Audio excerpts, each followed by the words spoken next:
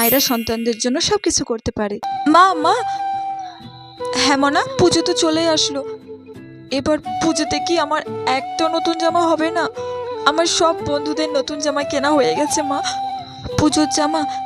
এবার তো বৃষ্টির জন্য তোর বাবা ঠিকঠাক কাজেও যেতে পারেনি, হাতে তেমন টাকা পয়সাও নেই। তোকে কি করে মনা পুজোতে জামা কিনে দেবো বলতো?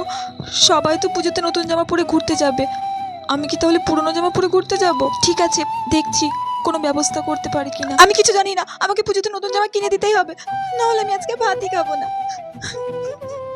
দাঁড়া মনে যাস না, মেয়েটা তো রাগ করে চলে গেল, আর ভাতও খাবো না বললো। মেয়েটাকে তো একটা কিছু কিনে দিতেই হবে, আমরা পুজোতে নিই বা না নিই, মেয়েটাকে অন্তত একটা জামা কিনে দিতেই হবে।